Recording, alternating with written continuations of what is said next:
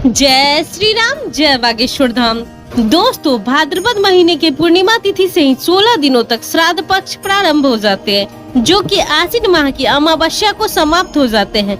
श्राद्ध यानी श्रद्धा, जिसे हम अपने पूर्वजों के प्रति अर्पण भी कहते हैं। श्राद्ध पक्ष, जिसे हम पितृपक्ष या कनागत भी कहते हैं। मान्यता है कि यमराज भी पितरों को मुक्त कर देते हैं। 16 दिनों तक वे अपने परिजनों के बीच में रहकर अन्न जल ग्रहण करके संतुष्ट हो सके।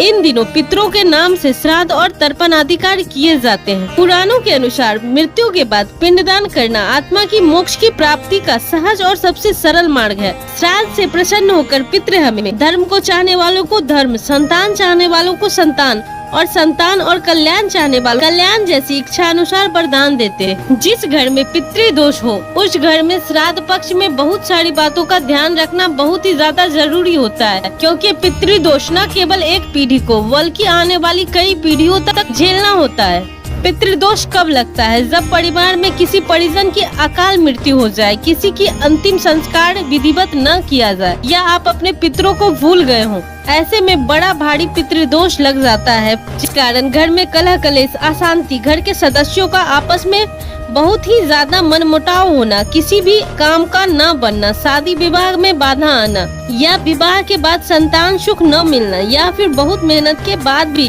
किसी भी काम में उतनी सफलता न होना, उतना आपको लाभ न होना जितना आप मेहनत करते हैं। इसके अलावा घर परिवार में कोई न कोई सदस्य बीमार रहता हो। श्राद्ध करने का पुण्य कितनी पीढ़ियों को मिलता है, कितनी पीढ़ियों तक श्राद्ध करना चाहिए, तो उसे आप इस बात से समझिए कि पिता के जिस शुक्राणु के साथ जीव माता के गर्भ में आता है, उसमें 84 अंश होते हैं, जिसमें 28 अंश तो शुक्रधारी पुरुष के खुद के भोजन आदि से उपार्जित होते हैं और 56 अंश पूर्व पुरुषों के रहते हैं। उनमें से 21 उसके पिता के, 15 उसके पितामह के, 10 अंश ब्रह्म पिता के, 6 अंश चतुर्थ पुरुष के, 3 पंचम पुरुष के और 1 षष्ठ पुरुष के होते हैं। इस तरह 7 पीढ़ियों तक वंश के सभी पूर्वजों के रक्त की एकता रहती है, यानी कि सभी का रक्त एक समान रहता है।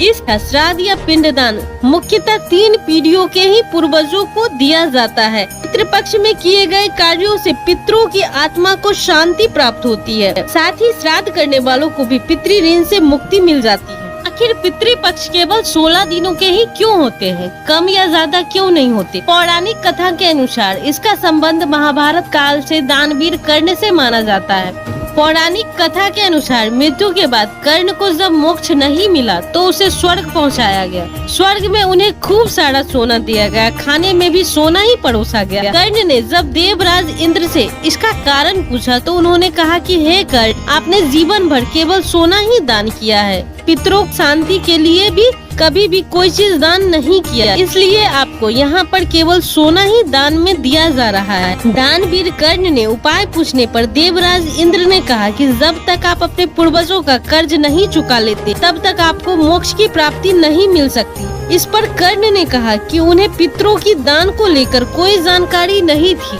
इसलिए उन्होंने अपने कर्मों को सुधारने के लिए एक मौका और मांगा। इसके बाद कर्ण को फिर से 16 दिनों तक धरती पर भेजा गया। इन 16 दिनों में कर्ण ने अपने पूर्वजों को याद करके गरीबों और जरूरतमंदों को अन्न दान किया, पितरों की नियमित दान तर्पण किया। ये समय भाद्रपद मास की पूर्णिमा से लेकर आश्विन माह अमावस्या तथा तब से इन 16 दिनों तक पितरों का ऋण चुकाने वाले दिन माने जाने लगे। साल 2023 में श्राद्ध पक्ष प्रारंभ होगा 29 सितंबर शुक्रवार को पूर्णिमा तिथि से और समाप्त होंगे 14 अक्टूबर शनिवार को सर्वपितृ अमावस्या के दिन। और सर्वपितृ अमावस्या के दिन ही साल का दूसरा सूर्य ग्रहण लगने वाला है।